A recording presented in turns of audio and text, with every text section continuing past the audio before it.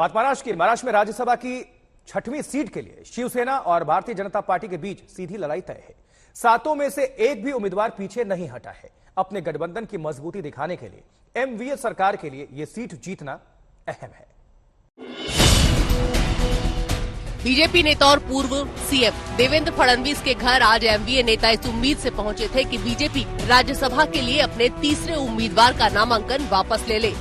इसमें एनसीपी से छगन भुजबल, शिवसेना से अनिल देसाई और कांग्रेस से सुनील केदार जैसे नेता थे। एमवीए नेताओं ने 1 घंटे तक चली मीटिंग में फडणवीस के सामने प्रस्ताव रखा कि वो राज्यसभा के लिए अपने उम्मीदवार को बैठा ले। एमवीए बदले में बीजेपी को विधान परिषद चुनाव में एक अतिरिक्त सीट देगी, मगर बात नहीं बनी। 3 बज गए हैं जी। विड्रॉवल की जो समय था वो बीत चुका है। हमने आज सुबह बहुत कोशिश की। हमारे महाविकास आघाड़ी के प्रमुख नेता, leader of opposition Devendra Fadnavis ji के घर जाकर उनसे बातचीत की। भारतीय जनता पार्टी के स्टेट प्रेसिडेंट चंद्रकांत दादा पाटिल भी वहां थे। कुछ प्रस्ताव भी रखे सामने दोनों तरफ से। हम सब चाहते थे कि अगर ये चुनाव नहीं होता है तो अच्छा रहेगा, माहौल ठीक रहेगा। हॉर्स ट्रेडिंग की बात चल रही है महाराष्ट्र में, केंद्रीय जांच एजेंसी के दबाव की बात चल रही है विधायकों के ऊपर।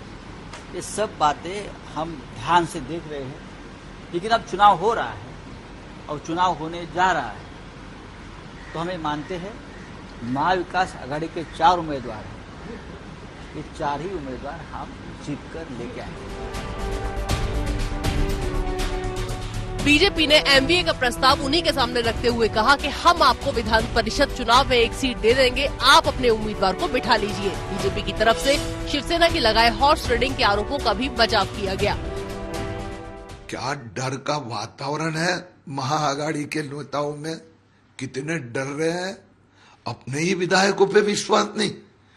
वैसे कह रहे हैं कि उनके पास 174 विधायक है, उनको 160 वोट चाहिए, फिर डर किस बात का है?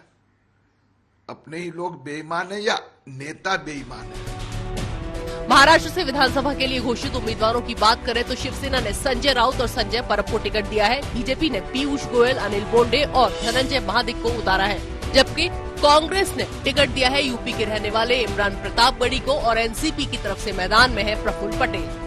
6ठी सीट के लिए इस चुनाव में निर्दलीय विधायकों और छोटे दलों का वोट बहुत अहम होगा। राज्यसभा का चुनाव 10 जून को होना है। 2 दशक से ज्यादा समय बाद महाराष्ट्र में ऐसा हो रहा है कि राज्यसभा के लिए चुनाव होगा। 1998 में सीक्रेट बैलेट सिस्टम से चुनाव हुआ था, अब ओपन बैलेट सिस्टम से चुनाव होगा, जहां वोट डालने से पहले विधायकों को पार्टी व्हिप को अपना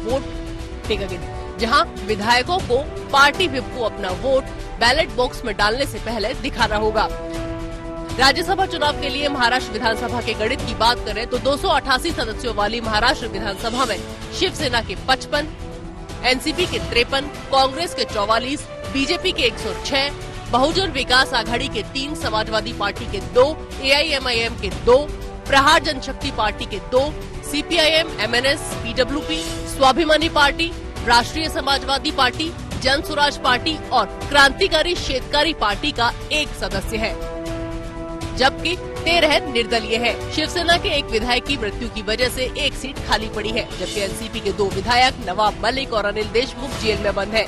न्यायिक हिरासत में बंद महाराष्ट्र के पूर्व गृह मंत्री अनिल देशमुख ने कोर्ट में अपील कर राज्यसभा चुनाव में वोट डालने की इजाजत मांगी है।